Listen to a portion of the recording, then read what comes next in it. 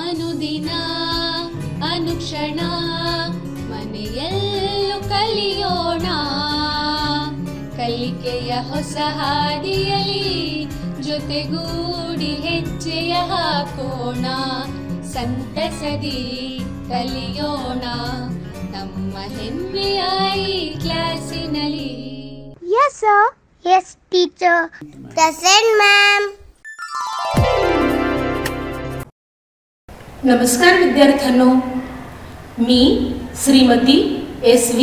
शिवणे, सरकारी मराठी शाळा धामणे, तालुका बेळगाव येथे ट्रेन्ड ग्रॅज्युएट शिक्षिका म्हणून कार्य करत आहे.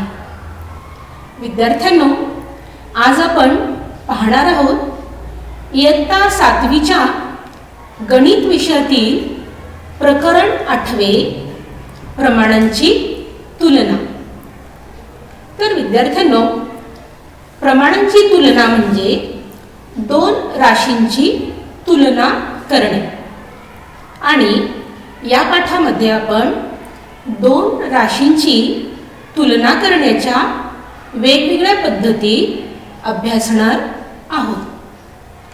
प्रथम आपण पाहणार आहोत दोन राशींची तुलना करण्याची पहिली पद्धत, ती म्हणजे गुणोत्तर.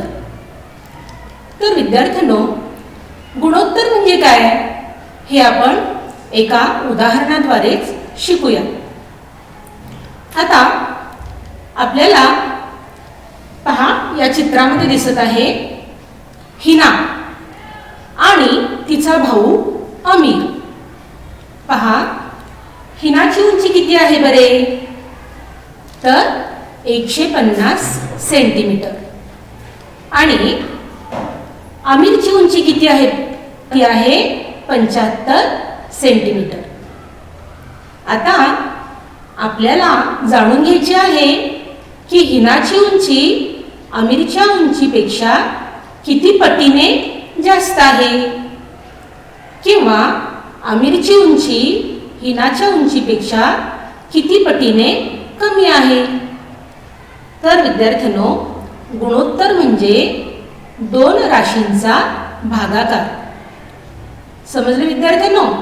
गुणोत्तर म्हणजे दोन राशींच्या भागाकाराचं संक्षिप्त रूप आपल्याला काढावं लागेल. पहा, येथे अमीरची उंची हिनाच्या उंचीच्या किती पट आहे?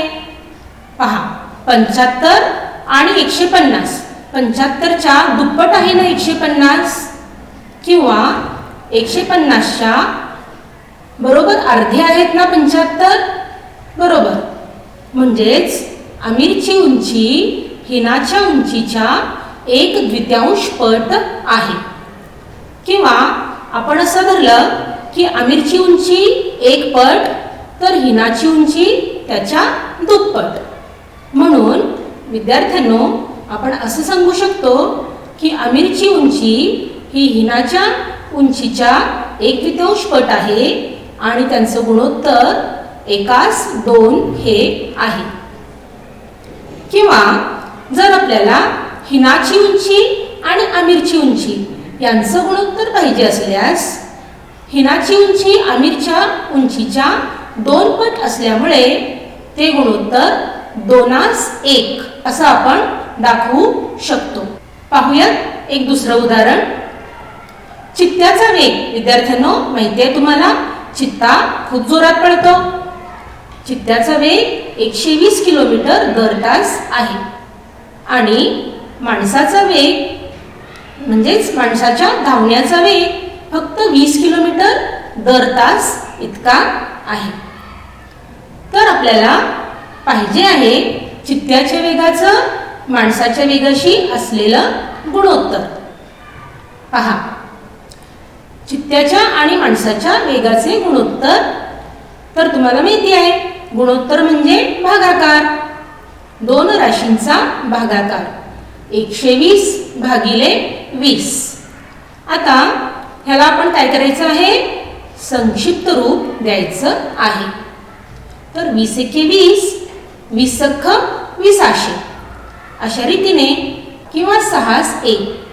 चित्त्याच्या आणि माणसाच्या वेगाचं गुणोत्तर 6/1 असल्यामुळे ते गुणोत्तराच्या रूपात 6:1 असं आपण मांडू शकतो. किंवा माणसाच्या आणि चित्त्याच्या वेगाचं गुणोत्तर म्हणजे आपल्याला उलट पाहिजे असल्यास पहिल्यांदा माणसाचं आणि नंतर चित्त्याचं असं पाहिजे असल्यास ते गुणोत्तर बरोबर 20/120. तर 20×20 20×20 म्हणजेच 1/6 आणि ते गुणोत्तराच्या रूपात पहा 1/6. समजलं ना विद्यार्थ्यांनो? तर आता आपण इथं काय का आपल्या निदर्शनाला आलंय? जेव्हा आपण 2 राशींचा भागाकार करतो त्यावेळी त्याचं एकक तिथं आलंय का पहा. आपण गुणोत्तर लिहिलेलं आहे 6:1. त्या ठिकाणी किलोमीटर दर तास आलंय का? नाही आलं. बरोबर. म्हणजेच जेव्हा आपण 2 राशींचा भागाकार करतो त्यावेळी त्याचं एकक कॅन्सल होतं. समजलं विद्यार्थ्यांनो? आणखीन एक गोष्ट आपण या ठिकाणी पाहिलेली आहे ती म्हणजे चित्त्याचा वेग हा किलोमीटर दर तास यामध्येच घेतलेला आहे आणि माणसाचा धावण्याचा वेग सुद्धा किलोमीटर दर तास या एककामध्येच घेतला आहे. जर दोन्ही एककं वेगळी वेगळी असतील तर आपल्याला उत्तर बरोबर मिळालं नसतं. समजा आपण माणसाचा धावण्याचा वेग मीटरमध्ये घेतला असता तर आपल्याला मिळाले असते 20,000 मीटर. म्हणजे त्या 2 राशींची तुलना होणे शक्य नाही. म्हणजेच विद्यार्थ्यांनो जेव्हा आपण 2 राशींची तुलना करतो तेव्हा त्यांचं एकक हे समान असलं पाहिजे. आलं ना तुमच्या लक्षात? तर यावरून आपण सांगू शकतो की गुणोत्तराचे सामान्य नियम काय आहे. पहा, पहिलं, जेव्हा 2 राशींची तुलना करतो तेव्हा त्यांचे एकक समानच असले पाहिजे. आणि दुसरा नियम आहे की गुणोत्तराला एकक नसते. समजलं ना विद्यार्थ्यांनो? काय आहेत ते सामान्य नियम? पुन्हा एकदा सांगते. जेव्हा 2 राशींची तुलना करतो तेव्हा त्यांचे एकक समान असावे आणि जेव्हा आपण गुणोत्तर मांडतो त्या गुणोत्तराला एकक हे नसते. आता त्यावर आधारित एक उदाहरण पाहूया. पहा, हे उदाहरण 3 किलोमीटर आणि 300 मीटर ह्या 2 राशी आहेत. तर त्या 2 राशींचं आपल्याला गुणोत्तर काढायचं आहे. आता तुम्हाला माहितीच आहे विद्यार्थ्यांनो की दोन्हीचं एकक समान करून घेतलं पाहिजे. दोन्ही अंतरांचं एकक समान करून घ्या. आता 3 किलोमीटर हे आपण मीटरमध्ये मांडून घेऊयात. पहा, तुम्हाला माहिती आहे 1 किलोमीटरमध्ये किती असतात बरे मीटर? आठवण करा. बरोबर, 1 किलोमीटरमध्ये असतात 1000 मीटर. मग 3 किलोमीटरमध्ये किती मीटर असतील? गुणाकार होईल ना. 3 गुणिले 1000. तर 3 गुणिले 1000 मीटर बरोबर 3000 मीटर. आता आपण दोन्ही राशी एकाच एककामध्ये करून घेतलेल्या आहेत, ते म्हणजे मीटर. म्हणून 3 किलोमीटर आणि 300 मीटर यांचे गुणोत्तर पहा 3000/300. आता आपल्याला काय करायचं आहे?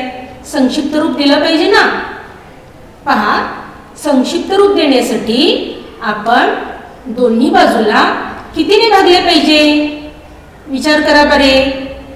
दोन्हीला भाग देणारी एक संख्या आहे ती म्हणजे 300. आलं ना लक्षात? तर आपण 3000 आणि 300 दोन्हींना 300 ने भागूयात.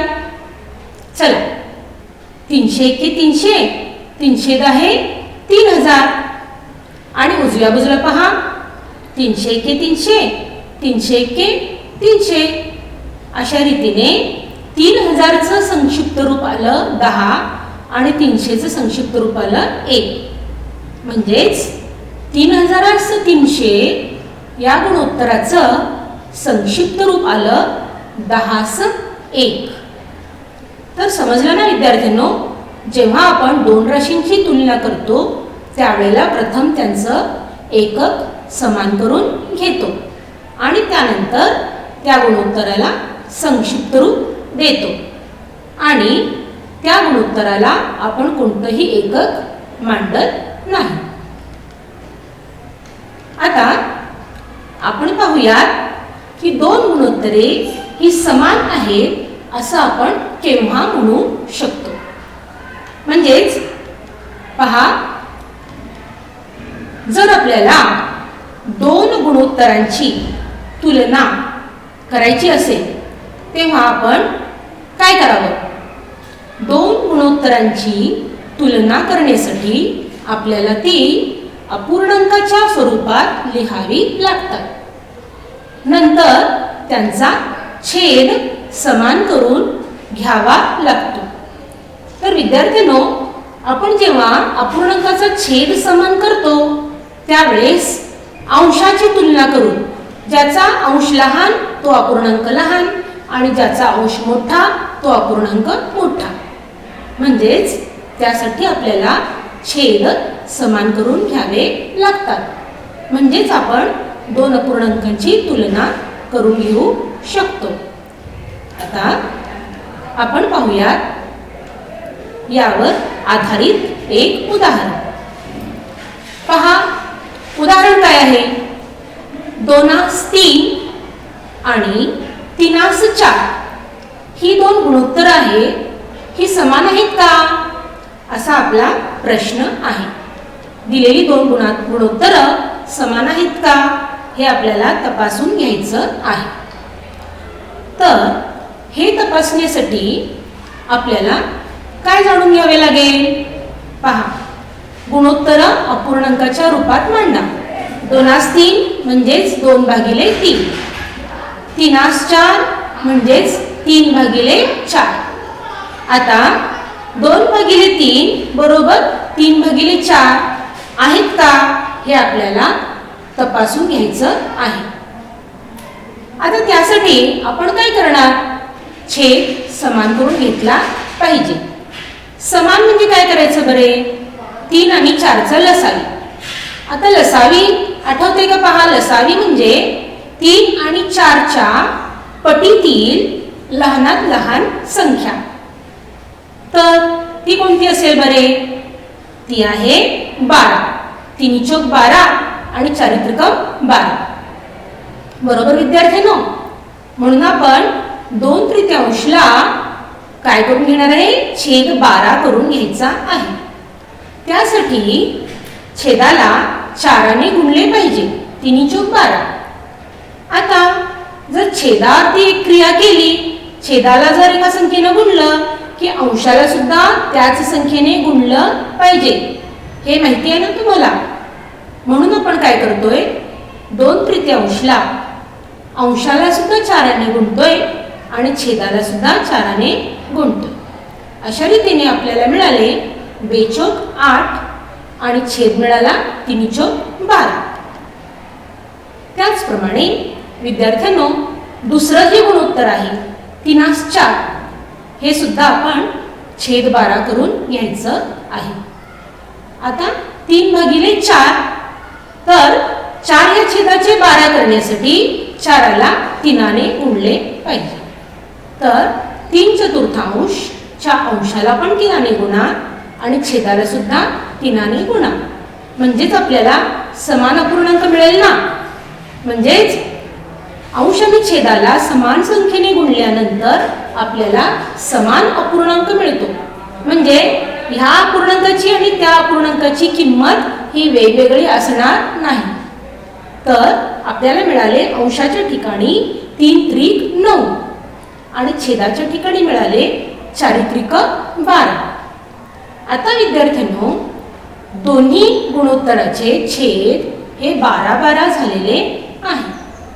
आता तुम्ही सांगू शकता का अंश कोणता लहान आहे? पहा, 8 हा अंश लहान आहे आणि 9 हा अंश मोठा आहे.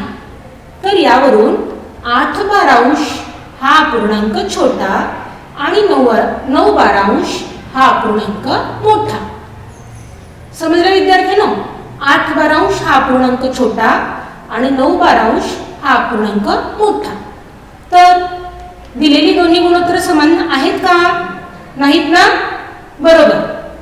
यावरून आपण काय सांगू शकतो की 2/3 आणि 3/4 ही दोन्ही गुणोत्तर समान नाहीये. आता आपण पाहूयात प्रमाण म्हणजे काय. समजा जर दोन गुणोत्तर समान असतील तर आपण त्यांना प्रमाणात आहेत असे म्हणतो. पहा, जर दोन गुणोत्तरे समान असतील तर त्यांना प्रमाणात आहेत असे म्हटले जाते. आता काय आहेत उदाहरण बघूयात. पहिलं उदाहरण पहा, 1/3 आणि 2/6. आता इथं काय दिसतं बरे? 2/6 जर आपण संक्षिप्त रूप दिलं, म्हणजे संक्षिप्त रूप कसं द्याल? दोन्हीकडे 2 भागा. 2ला 2 भागा, 2 2. 6ला 2 भागा, 2 6. तर काय मिळालं संक्षिप्त रूप? 1/3 मिळालं ना. म्हणजेच 2/6 चं संक्षिप्त रूप आहे 1/3. म्हणून ती दोन्ही गुणोत्तर समान आहेत असं आपण म्हणू शकतो, किंवा ती प्रमाणात आहेत असं सुद्धा आपण म्हणू शकतो. भाग द्या. आता विद्यार्थ्यांनो, आपण पाहूयात की वस्तू प्रमाणात ठेवणे म्हणजे काय. पहा, अरुणाने आपल्या घराचे चित्र काढले आणि बाजूला आपल्या आईचे चित्र काढले. पहा, चित्रात दिसते का? अरुणाने एक चित्र काढलेलं आहे, त्याच्यामध्ये तिनं आपल्या घराचं चित्र काढलंय आणि त्याच्या बाजूला आपल्या आईचं चित्र काढलंय. परंतु मीना या तिच्या मैत्रिणीला ते चित्र चुकल्याचं जाणवलं. तुम्हाला पण जाणवते का? पहा, ते चित्र चुकल्याचं. बरोबर, हे चित्र प्रमाणात नाहीये. का बरं प्रमाणात नाहीये? कारण घराच्या उंचीच्या तुलनेत आईच्या चित्राची उंची ही खूप मोठी केलेली आहे, म्हणून हे चित्र प्रमाणात नाहीये. तर पहा, याचं कारण काय आहे? इमारतीची खरी उंची भागिले आईची खरी उंची यांचं जे गुणोत्तर आहे ते आणि चित्रातल्या इमारतीची उंची आणि चित्रातल्या आईची उंची ह्याचं जे गुणोत्तर आहे ती समान ठेवलेली नाहीये. म्हणूनच हे चित्र प्रमाणात नाहीये असं मीना म्हणते. आता समजा इमारतीची खरी उंची 10 फूट असेल आणि आईची खरी उंची 5 फूट असेल, तर त्यांचं गुणोत्तर किती आहे बरं? 5 2 10, 5 1 5, म्हणजे 2/1 आहे ना त्याचं गुणोत्तर. बरोबर, म्हणजे चित्रात सुद्धा घराची उंची ही दुप्पट आणि आईची उंची ही 1 पट ठेवली पाहिजे. समजलं ना तुम्हाला? आता जर चित्रातील इमारतीची उंची 8 सेंटीमीटर असेल तर चित्रातल्या आईची उंची किती ठेवली पाहिजे बरे? विचार करा. 8च्या बरोबर निम्मी. आलं ना लक्षात? म्हणजे 8 सेंटीमीटर जर घर काढलेलं असेल तर त्याच्या बरोबर निम्म म्हणजे 4 सेंटीमीटर आईची उंची दाखवली पाहिजे. आलं का लक्षात विद्यार्थ्यांनो? की वस्तू प्रमाणात ठेवणे म्हणजे काय? त्यांचं गुणोत्तर आपण समान ठेवलं पाहिजे. आता यावर आधारित एक उदाहरण. तिरंगा झेंड्यामध्ये लांबी व रुंदीचे गुणोत्तर 3:2 आहे. जर लांबी 4.5 फूट असेल तर रुंदी किती? पहा, आपला तिरंगा झेंडा त्याची लांबी आणि रुंदी हे कायम एका समान विशिष्ट अशा गुणोत्तरामध्ये असली पाहिजे. ते गुणोत्तर म्हणजे 3:2. म्हणजे लांबी जर 3 फूट असेल तर रुंदी ठेवली पाहिजे 2 फूट. लांबी जर 3 इंच ठेवली असेल तर रुंदी पाहिजे 2 इंच. असा जर तिरंगा झेंडा असेल तरच आपण त्याला प्रमाणात आहे असं म्हणू शकतो. आता या उदाहरणामध्ये लांबी आहे 4.5 फूट आणि आपल्याला रुंदी शोधून काढायची आहे. तर पहा याची उकल. आता झेंड्याचं प्रमाणित गुणोत्तर काय आहे? 3:2 म्हणजेच 3/2. आता आपल्याकडे जो झेंडा आहे त्याची लांबी 4.5 फूट ठेवलेली आहे आणि त्याची किती काढायची? तर आपण ती x मानू. झेंड्याची रुंदी आपण x फूट मानू. आता त्यांचे जे गुणोत्तर आहे 4.5/x. आता जर झेंडा प्रमाणात ठेवायचा असेल तर 4.5/x हे जे गुणोत्तर आहे ते 3/2 या गुणोत्तरा इतकंच असलं पाहिजे. पहा 3/2 बरोबर 4.5/x. आता काय करायचं आहे? आपल्याला पक्षांतर करून डाव्या बाजूला घ्यायचं आहे x आणि बाकीच्या सर्व राशी आपल्याला उजव्या बाजूला घ्यायच्या आहे.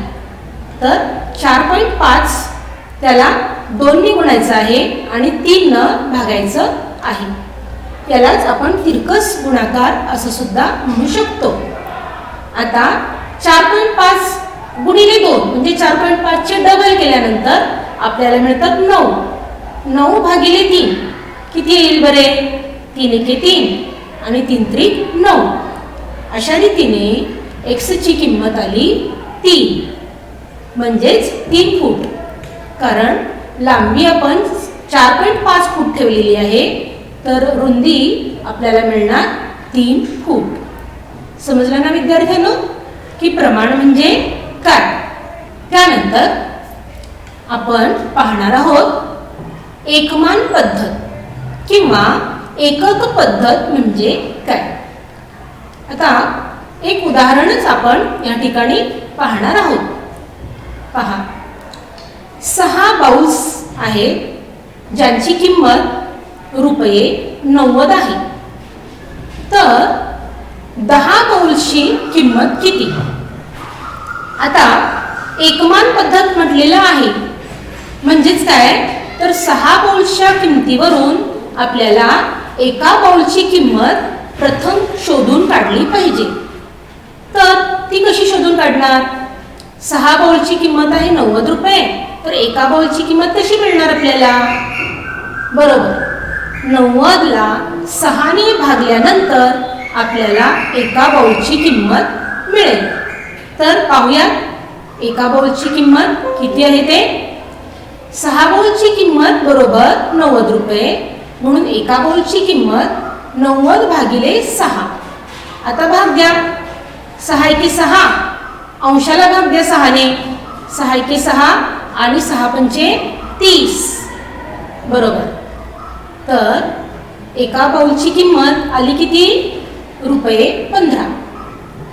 आता विद्यार्थ्यांनो एका बाउलची किंमत आपल्याला माहिती आहे तर त्यावरून आपण कितीही बाउलची किंमत शोधून काढू शकतो. 2 बाउलची किंमत पाहिजे असल्यास 15 ला 2 ने गुणा. 3 बाउलची किंमत पाहिजे असल्यास 15 ला 3 ने गुणा. तर अशा रीतीने आपल्याला काय हवं आहे? 10 बाउलची किंमत काढायची आहे. म्हणून 10 बाउलची किंमत बरोबर ₹15 गुणिले 10. एका बाउलची किंमत ₹15 गुणिले 10. अशा रीतीने 15 आहे 150. तर समजला ना विद्यार्थ्यांनो एकमान पद्धत म्हणजे काय?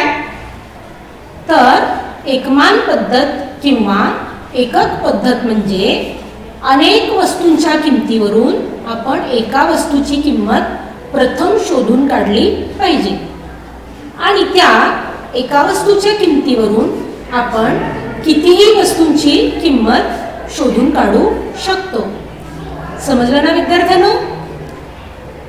आता मला वाटतंय आतापर्यंत आपण ज्या काही चर्चा केल्या, जी काही उदाहरणं बघितली, ती सर्व तुम्हाला समजली असतील. तर त्या उदाहरणावरती आधारित मी तुम्हाला काही गृहपाठ देणार आहे. तर भरभर वही घ्या, पेन घ्या आणि मी जी उदाहरणं देणार आहे ती लिहून काढा. आणि नुसती लिहून काढू नका, तर ती संध्याकाळी जरूर घरामध्ये सोडवा. पहा, पहिलं आहे गुणोत्तर काढा. त्यामधील ए हे उदाहरण आहे. ₹5 ला 50 पैसे. आता ह्या ठिकाणी काय करायचं आहे? 5 रुपयाचं पैशामध्ये रूपांतर करून घेतलं पाहिजे. त्यानंतर त्यांचं संक्षिप्त रूप काढलं पाहिजे. बी उदाहरण पहा. 150 किलोग्रॅमला 210 ग्रॅम. इथं सुद्धा विद्यार्थ्यांनो दोन्ही एकक ही काय नाहीये? समान नाहीये. म्हणून आपण ती समान करून घेतली पाहिजे. म्हणजेच किलोग्रॅमचं रूपांतर तुम्ही ग्रॅममध्ये करून घ्या. तुम्हाला माहिती आहे 1 किलोग्रॅममध्ये असतात 1000 ग्रॅम. म्हणजेच 150 ला 1000 ने गुणा, म्हणजे तुम्हाला ग्रॅममध्ये त्याची किंमत मिळेल. त्यानंतर दोन्हीचा भागाकार करा आणि त्याचं संक्षिप्त रूप काढा. आहे ना सोपं? त्यानंतर दुसरं उदाहरण आहे. एका संगणक केंद्रात प्रत्येकी 6 विद्यार्थ्यांसाठी 3 संगणक आहेत.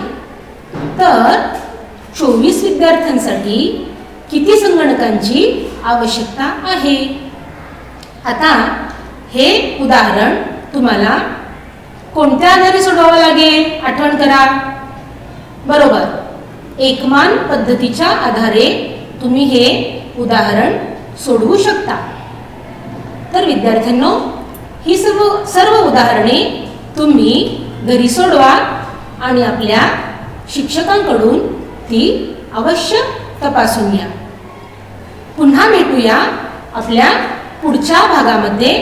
तोपर्यंत तुम्हाला नमस्कार.